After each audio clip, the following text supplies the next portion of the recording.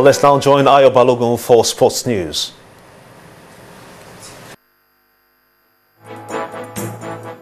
This is the ultimate redefined for men.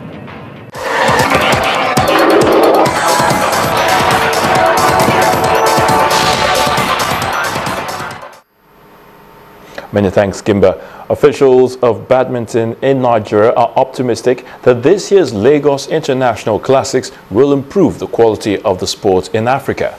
At the press briefing in Lagos, it was confirmed that 28 countries will feature at the second edition of the tournament, scheduled for July the 15th to the 18th. Chairman of the Lagos State Badminton Association, Francis Obi, believes it will also provide an opportunity for Nigerian players to be assessed for the All Africa Games.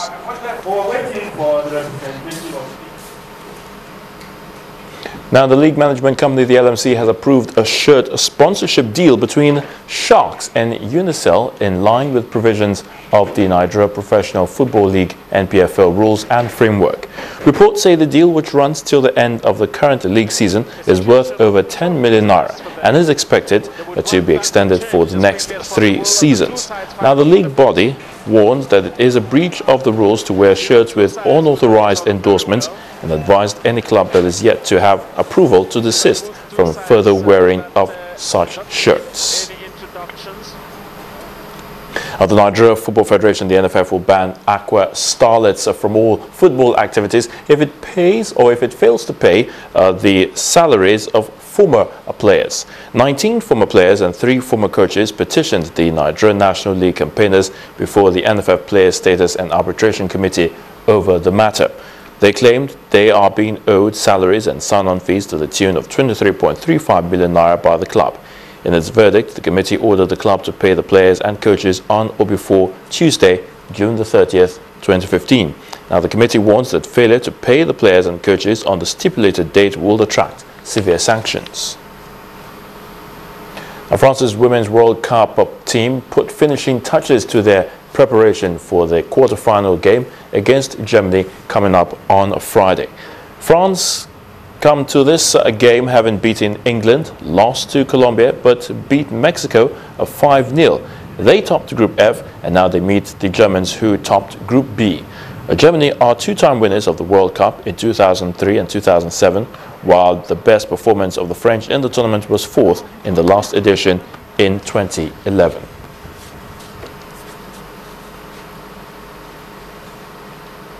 And that's it on Sports News. The news at 10 continues shortly.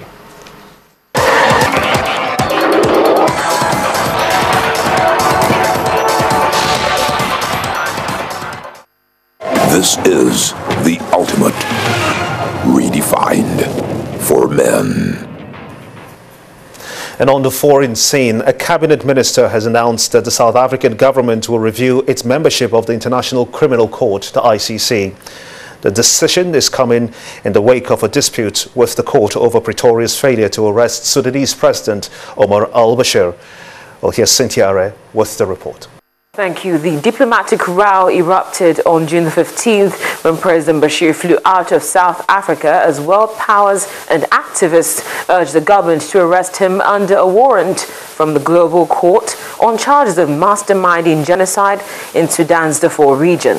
Such a decision will only be taken when South Africa has exhausted all the remedies available to it in terms of the Rome Statute of the International Criminal Court. Then there's a long list of people and countries who do not support President Nkurunziza's decision to run for a 3rd term in Burundi. The latest addition to that list is one of his vices, who has resorted to fleeing the country after voicing his thoughts. However, a government spokesman denied that the vice president in question had been threatened. Finally, the frustration continues for the Al Jazeera journalists as the much-delayed retrial has been further delayed to Monday, June the 29th. The previous 8 sessions in the Cairo court, that includes today's, have all been adjourned. The journalists are charged with aiding a terrorist organization that's in reference to the Muslim Brotherhood. That's the foreign news wrap-up. It's back to you, Gimba. Many thanks indeed, Cynthia. Well, now, the main news again. It has been mayhem today in the House of Representatives as the members fought over nomination of principal officers. Speaker of the House, Honorable Yakubu Dogara, had to adjourn plenary till July the 21st.